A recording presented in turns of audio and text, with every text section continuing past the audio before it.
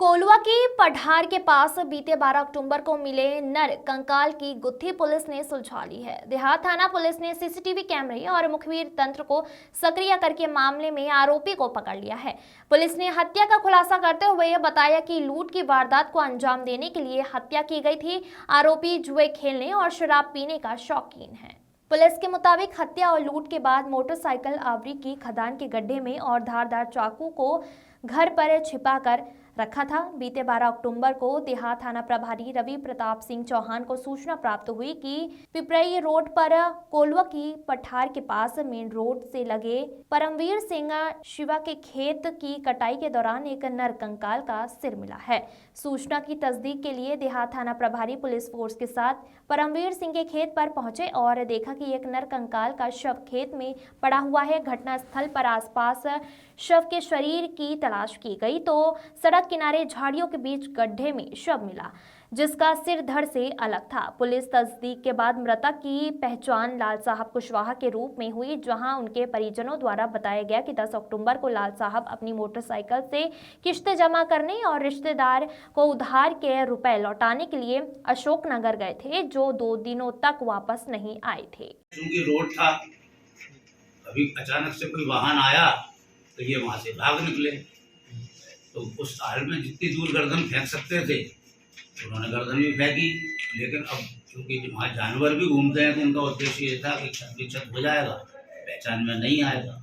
लेकिन अब जैसा भी हर अपराधी अपनी तरफ से शातिर होते हैं कि हमारे यहाँ विजयदशमी का दिन था, उसी दिन सुबह सुबह यहाँ परमवीर सिंह हैं, उनके खेत के पास एक बॉडी डले होने की सूचना मिली थी, जिस पर से तत्काल थाना देहात से थाना प्रभारी और उनकी टीम वहाँ पहुँची थी। और पहुँचने के उपरांत जब वहाँ देखा था तो एक शव वहाँ पड़ा हुआ था, जिसकी गर्दन वहाँ नहीं, वो मात्र धड़ था और गर्दन थोड़ी दूर, जब वहाँ सर्च किया आसपास तब थोड़ी दूर पर गर्दन मिली थी। तो प्रथम दृष्टया ये लग रहा था कि ये कुछ घटनाक्रम हत्या का हो सकता है। जो प्रथम दृष्टया उसके ऊपर जो निशान लग रहे थे उनसे इसकी पुष्टि के लिए पीएम कराया गया।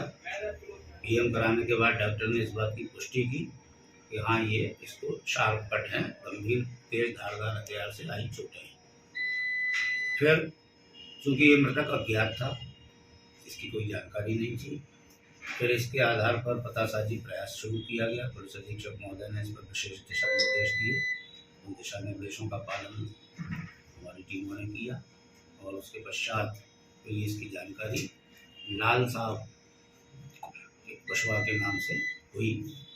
और फिर जब लाल शव की शनाख्त हो गई तो उसके पश्चात फिर ये मालूम किया गया कि अंत में इसके संग घटना क्या हुई।